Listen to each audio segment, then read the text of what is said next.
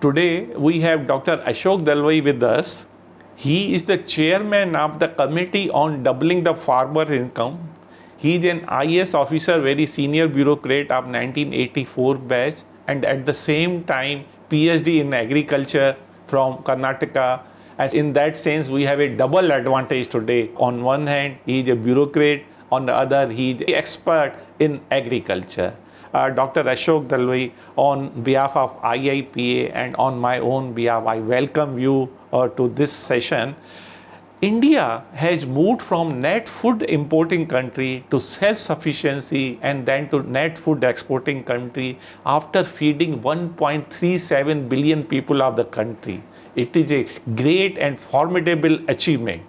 Yet the farmers' income have not risen commensurately. What do you think, according to your understanding, and you have studied very deeply on the farmer issue, why the farmers' income have not risen as expected? Thank you very much. I must thank you personally and also the director of the prestigious Indian Institute of Public Administration, which is in service of our public service of the nation, to have given me this opportunity to be with you and through you to be talking to the aspiring civil servants. And agriculture is the evergreen subject. It has been the foundation of our civilization. It has seen us through these 12,000 years of settled civilization, and it will be an important domain for all times to come. It is said that there is not a single person on earth who is somehow not concerned with agriculture. Either you are a producer or you are a consumer. So nobody can do without agriculture, because this particular sector, which is called as primary economic sector, produces food for the human consumption. It also produces fodder for the animals, and more importantly, it provides jobs and therefore incomes to the farmers and adds to the wealth of the nation. It is therefore very critical, and all of us must remember it all the time. And the question that you have raised, which is very, very important and also very sensitive, as to why agriculture in India, notwithstanding its stupendous growth since 1947, to have made India one of the superpowers in the agriculture sector globally, has not been able to satisfy the farmers in terms of their average income. It is not the issue of satisfying the farmers. The issue is that nation itself does not feel happy that our farmers are not able to generate enough income so that they can live a dignified life. The reasons are many, but in principle, to begin, I can only say that we have looked at agriculture so far as a generator of food in order to meet the food security of the country and its growing population. In this context, and with respect to this particular mandate, India's agriculture has done a great job, as borne out by the fact that in 1951, when we launched the first 5-year plan, we produced 50 million tons of food grains. Today, we are producing 309 million tons as per the data for the year 2020-21. Likewise, our fruits and vegetables, which were at 20 million tons in 1951, has now registered an all-time high of 336 million tons. Look at milk production. It has gone up 10 times to now 205 million tons. Likewise, the meat, the fish, and other agriculture produce have all seen an upward rise over these last 75 years. So as we celebrate the 75th year of India's independence, we have every reason to laud ourselves and give all the credit to three people, or three stakeholders importantly. First one is our scientists who have given us the new technology. The second one is the policy framework of the governments both at the national level and the state level, which has enabled the extension of the technology to the level of the farmers. And third most important is the farmers themselves, who are spread across the length and breadth of this country, and notwithstanding all the challenges that they face with regards to their education, with regards to technology, with regards to disbursement, with regards to financial weaknesses, they have adopted the new technology and management practices and produced such huge mountains of food for us. And if they have not benefited, it means that we have not adopted an agricultural business approach to the system of production. We have looked at production but not looked at how to convert that production into monetary terms, and that therefore entails the new challenge and the new necessity of adopting what is called an agri-business model, where the farmer becomes the farm entrepreneur, and as an enterprise he starts practicing it on the principles of basic business. And that's, I think, the new challenge, and that's the new approach that Government of India is promoting today. This agri-business development is very key to the success of the agriculture in general and the farmers' welfare in particular. Given the agriculture census 2015-16 data, about 86% of farmers are marginal and small. And when some crisis happens, then they are the ones who take a hit very hard because their propensity to bear those losses is very low. Is there anything the government has done especially for farmers, the small and marginal ones?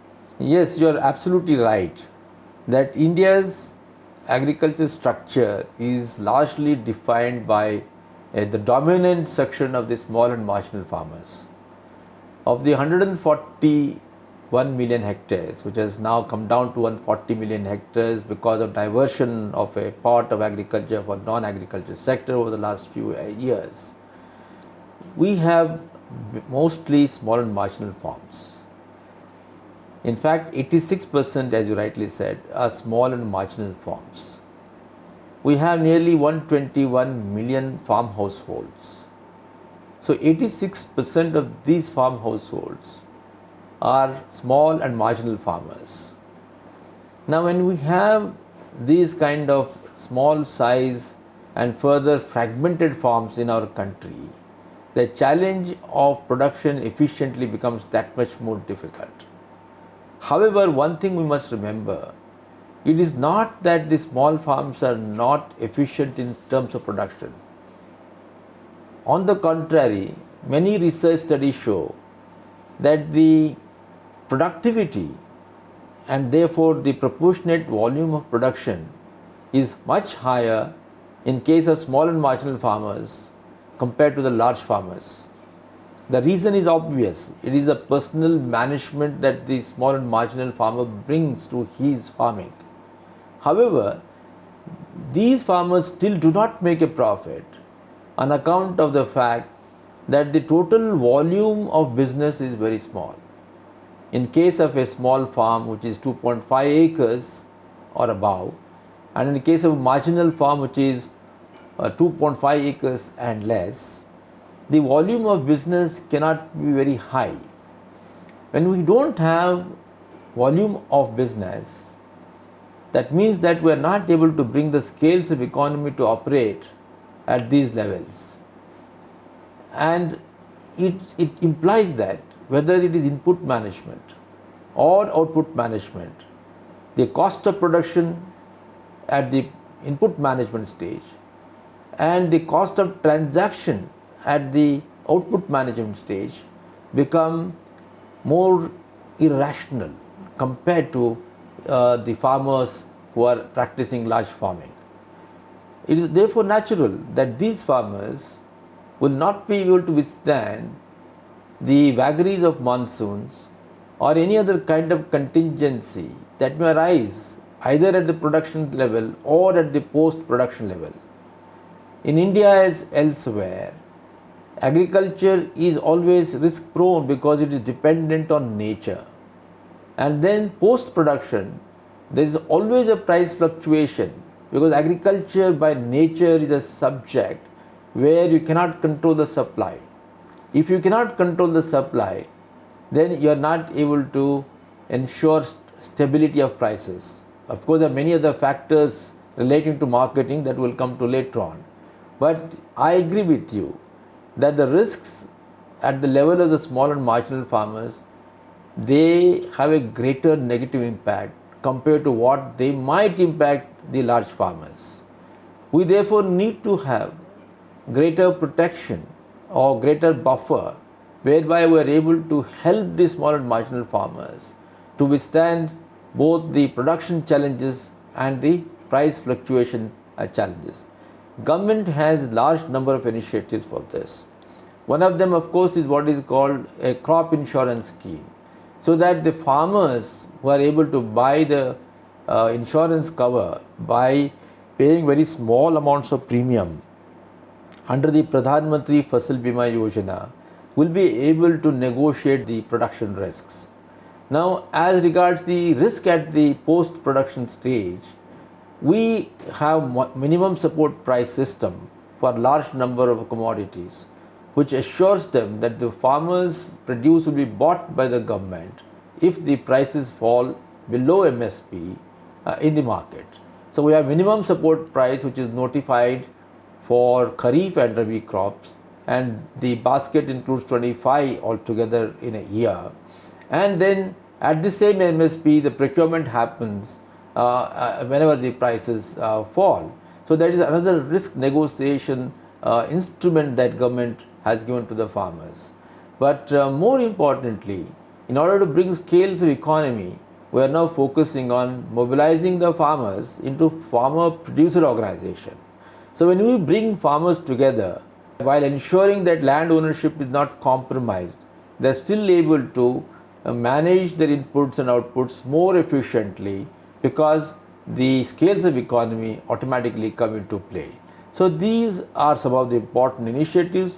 Of course, many initiatives, as we know in our country, we have a huge subsidy regime where there are input subsidies relating to fertilizers and seeds and pesticides and water and so on and so forth.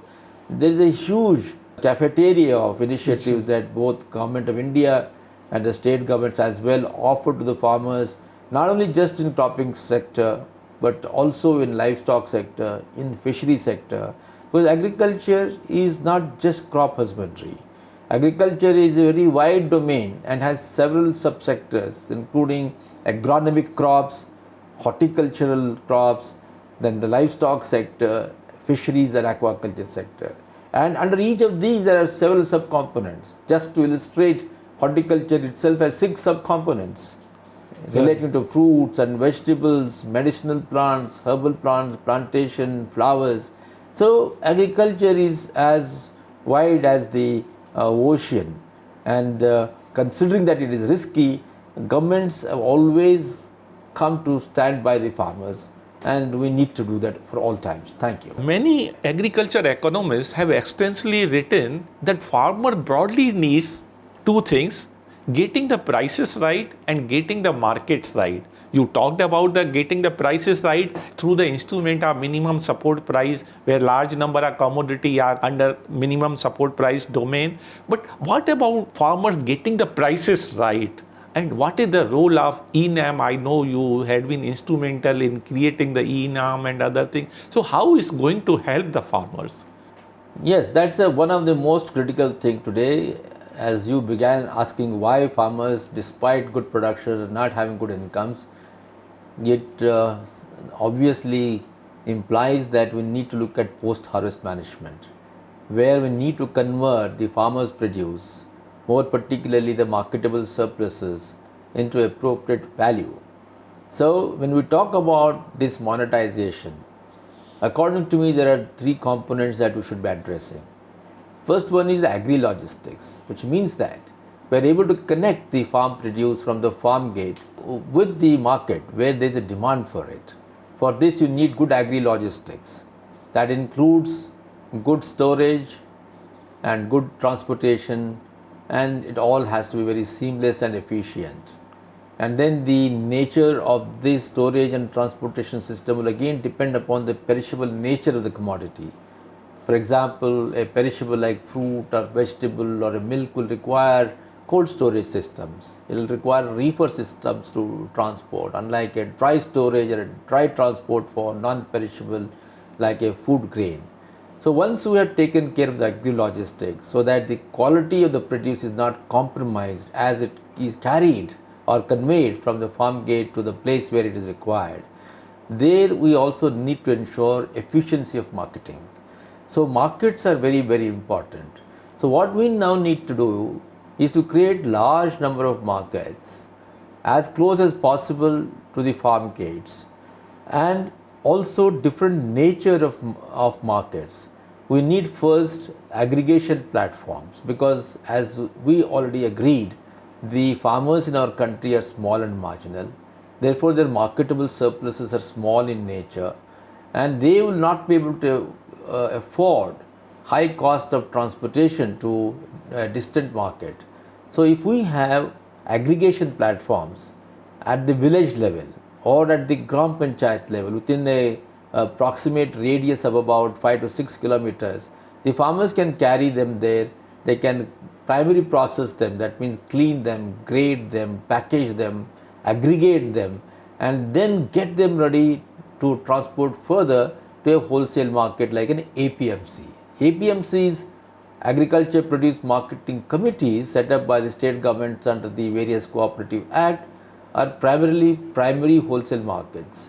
So if they need to connect with APMC, which are located at a distant place, then there has to be aggregation. We also need to have alternate markets. That means not just one APMC. There can be more than one APMC set up not just in government sector but also in the private sector. Or there can be other purchase centers like a warehouse or an exporter, a processor. So different natures of purchases, if made available, then there will be competition. And we need to connect one market with another market, and that's called market integration, so that the price differential between two APMCs is not more than the cost of transportation. That's called marketing efficiency. So we need to create efficient market structure in our country. Now, apart from agri-logistics and efficient marketing system, the third pillar of monetization is what's called processing facility. Because agriculture being seasonal in nature, the produce comes in one lot at the end of the season, and all of it is not consumed or consumable within a short period of 1 month or 2 months or 3 months. We need to store it for a longer period of time and then provide it to the consumers as per their demand. Since it involves storage, and since every grain or every fruit or any agriculture produce is alive, it will get spoiled if we do not store it properly, and therefore we also need to process it.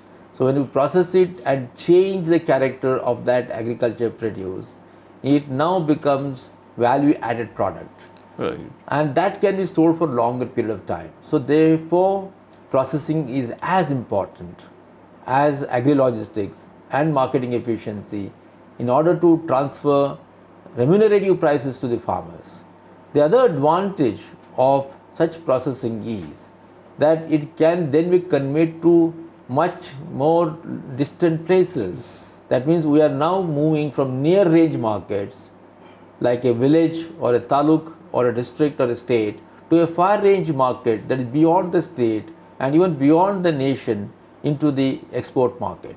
So I feel, and it is well established, that if we want to transfer remunerative returns to the farmers on their marketable surpluses, we should be looking at these three pillars: agri-logistics, agriculture processing, which includes both food and non-food processing, and third, efficient marketing structure. And if these three are combined, then I'm sure the farmers will get better returns. And just to illustrate the importance of this, and for the benefit of our aspiring students, in the year 2015, a result of a study conducted by one of our ICAR institute called CIFET has come out. And this particular study shows that in the absence of good agri-logistics and in failing to connect the agriculture produce with the markets, our farmers lost rupees 93,000 crore worth of their value. Just imagine that almost 1 lakh crore worth of agriculture produce was lost only because we were not able to transport that to the right place of demand. So this is a waste of national wealth, this is a charge on the ecology, and obviously a loss to the farmers. So this substantiates the importance of agri-logistics.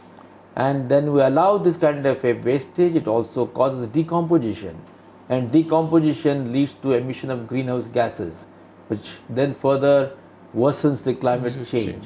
So these are all linked to one another. So we must look at agriculture as an ecosystem and not compartmentalized in the manner of a silo. No, agriculture, all of us know, is perishable, and then this shelf life of those products, most of them is very low, and therefore logistic, you raised very rightly, assumes important role. Now we linking this with the PMGATISHakti. How do you think the PMGATISHakti will help our agriculture sector in general and to those our small and marginal farmer in particular? Yes, under this PMGATISHakti, the focus is on strengthening of infrastructure. Now, over the last 20 years in particular, India's basic infrastructure has seen a good improvement. We have had several initiatives, right from the national highways to the state highways to the district roads and also the village roads. We have had programs specifically for each of these things. Like say for example, to connect the remote villages, there has been what is called PMGS5, Pradhan Mantri Gram Sadak Yojana. It connected the villages to the taluka place or the block center, and then thereafter it got integrated with the district roads. And now with our focus on improving the national network, after the initial success with the quadrilateral where India got connected from north to south and west to east. Now other national highways are coming up at great speed with great quality by adopting the global standards. So obviously when we have this kind of network, it provides the backbone required for transportation. Now along with this road infrastructure, we are also seeing improvements in the rail infrastructure and the air connectivity as also waterways. So when we talk about transport infrastructure, we should be looking at multilateral requirements: roads, rail, air and waterways. So India has now been focusing on all these four components, and within the water sector also developing a river-based transportation system. And overlaying on this basic infrastructure, the focus is on improving the transportation system, whether it is bringing in ethanol based transportation so that we are able to have efficiency, because as we all know, India does not produce enough petroleum products because we don't have those reserves in our country. We have very little of it, so we have to import, and imports are always very costly, and there is a very heavy charge on the national foreign exchange. So when we are able to increase a blend of the petroleum product with locally produced ethanol, first advantage is that our dependence on the imports will reduce. More importantly, we are also addressing the climate change issue, because fossil based resources like petroleum emit a large amount of greenhouse gases. So now India has got that capacity to increase the quantum of ethanol production, because we have large amount of sugarcane being produced, we have large quantities of other greens whether it is sorghum or corn or other kinds of agriculture produce, all of which can be utilized to produce ethanol. Now what India has done is, it has adopted two things. It is always creating a virtuous cycle. First is help the sugar factories to use their cane not only to produce sugar but also to produce ethanol, to produce electricity, so that now they become agricultural complexes. India does not require so much of sugar as is being produced. When you produce more sugar than required, prices will automatically fall. And the sugar factories will be under stress to pay the farmers, so farmers ultimately suffer. But when you allow the farmers now under the new amended sugar control order to convert sugarcane juice to produce ethanol directly, or use B-heavy molasses to convert it into ethanol, the factories now produce larger quantities of ethanol, and then this is supplemented by the National Fuel Policy 2018. Under the fuel policy today, the automobile sector can use blended petroleum up to 20%. So one side we have a lot of sugar cane, we allow now ethanol to be produced, and then say this ethanol can be blended up to 20% of the petroleum product. So it is a win-win situation for everybody. As on date, we have reached up to 5%. That means we still have a large latitude to produce more of ethanol and then help the farmers, help the sugar factories, help the automobile sector, help the nation's foreign exchange and the ecology at large. And as we know, in Brazil, the blending has gone up to 50%. That means there is technology available for us to go still higher. So it's a win-win situation. When you have this kind of efficient road and rail and air etc. infrastructure combined with efficient transportation, it helps in evacuating the surpluses from all parts of the country to the demand centers. As I said, agriculture produce, whether it is crop or horticultural or livestock or poultry or fish, is alive even after it is harvested. So because it is alive, it is prone to decomposition, and once it decomposes, it becomes a waste. So the secret lies in transporting it quickly to a place where it is required and storing it in appropriate manner. For example, milk, it has a lifespan of 4 hours. You need to pasteurize it quickly so that the lifespan increases. You need to process it into milk powder so that it has further shelf life. So we need to deploy all these technologies and the management practices so that we increase the shelf life and reach out to the places and the people who demand it across the globe and not necessarily only within the country. Of course, always country will have the first priority, but once that is done, in the interest of the farmers, in the interest of the nation, we now need to get into global market. Lastly, I would like you to give message for the young farmers and the young civil servant aspirant. Thank you for giving me this privilege. I'm not too sure how relevant are my thoughts on this, but still I would like They are very to important. share some of my own mind on this. That you asked for two important segments of a society. Yes. One is the farmers, the youth farmers, and the other one is the aspiring civil servants. As far as the youth is concerned, youth is aspirational today. They have new hope, new confidence, new optimism that previous generations did not have, or at least my generation did not have. Today's generation is extremely confident of itself thanks to the information revolution and the exposure that they are having. And so they know that they are capable of creating their own enterprises. And according to me, agriculture is the oldest enterprise. When I said agriculture has been the foundation of the civilization began 12,000 years ago when we took to settled animal husbandry and settled crop husbandry. And since then, our agriculture has been producing food, fodder, feed for the various agro industries, creating jobs, and more importantly, or as importantly, giving us the cultural patterns, and these together have defined our civilization. But there have been certain challenges that we're experiencing today, that we now need to tell the farmers, where the youth have an important role to play, to adopt new technology, new business management principles, and practice agriculture as an agricultural enterprise, where they create jobs, they create incomes. And then our youth today is extremely tech savvy. They know how to handle technology, how to handle finances. They are amenable to new management practices. They are go-getters, and therefore they will be able to convert agriculture from a default choice of profession to one of adopted profession, and then as a business.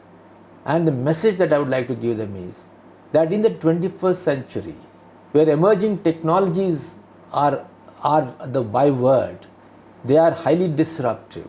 So we need to know technology, whether it is artificial intelligence or the machine learning, sensors, remote sensing, and several other aspects related to geospatial technology. Simultaneously, these technologies are also labor substituting, which means that while the other sectors of the economy, like the industry and manufacturing sectors, grow rapidly, they may still not be able to create as many jobs as they should be creating. Therefore, we need to create more jobs in the agriculture sector. And agriculture sector can create more jobs provided it is able to reorient itself as not just a producer of food and fodder, but a producer of feedstock for the new industry, and that is a bioeconomy. That means we produce more of biomaterials, bioenzymes, biofuels, and all things that the modern civilization requires based on renewable forms of resources, which are all generated on the farms and in the forests. So I think our youth today has got that new opportunity to become the source of material for the new industrial society, new civilization, and thereby have a what is called a circular economy, a bioeconomy, and therefore generate the jobs that we need to create. And my personal opinion is that as we aim at $5 trillion economy and later on $30 economy by 2050, we should be aiming at least at 20% share from the agriculture within the larger economy. If that is happening, then our population, which is so much dependent on agriculture, will get a better per capita income. Growth is not enough by itself. Growth is a necessary condition, but not a sufficient condition. We need purchasing power. We need equitable distribution. Therefore, large section of the society which will continue to depend on agriculture will also need to have access to higher purchasing power. Therefore, the youth in agriculture must bear this in mind, and new technologies are available. And as regards these aspiring youngsters, boys and girls who want to get into civil services, I can only tell them that it is a right aspiration. Civil services will always remain the backbone of India's governance system. India constitutionally believes in democracy, and we are one of the most plural and the most robust democracy in the world. The people's representatives will always be there to govern this country, but they will require the aid and advice of the civil servants at the policy making stage. They'll require the civil servants at the implementation stage. So we need the best of people as civil servants. So I would appeal to the youngsters that yes, you are making a right choice, but then as you come in, be very sure the purpose for which you are coming. And the purpose is to serve the society. The government gives enough of salary, so you will be happy materially in terms of creature comforts. But what you need to give to the society will be honesty, professional integrity, the requirement to adhere to the rules and the laws that have been laid down by the parliament and the state legislature. We are here as civil servants to ensure that the society runs in sync or in accordance with the rules and various laws of the land. Simultaneously, of course, always keeping in mind the needs of the people. We cannot be just wooden bureaucrats. We need to be civil servants who are serving the society. And the third thing is that it is good that since 1979, Kothari Commission recommendations on the civil services came to be adopted by the government. The base of selection has broadened. Today, we have civil servants coming in from different backgrounds, that is from different disciplines, not just social sciences. It includes physical sciences, engineering sciences, medical sciences, agricultural sciences, literature. So there's a huge background. So it provides an equal opportunity to everybody, whatever discipline you've chosen for your collegiate education. And we are also seeing youngsters coming from rural areas, semi-urban areas, from different language backgrounds. So this is good because then India gets the best of people. After all, it is through competition. It is always through competition. So I would always appeal to everybody to put in your best, study well, study hard, and simultaneously try to acquire as much knowledge as possible. Because when you come in as a civil servant, then you should be well equipped with knowledge, information, and you are always open-minded. Right. And please remember that once you get in, it is not the end as most of the thing. It is only a beginning. Because the society is changing, and they say the pace at which the things are changing is shrinking.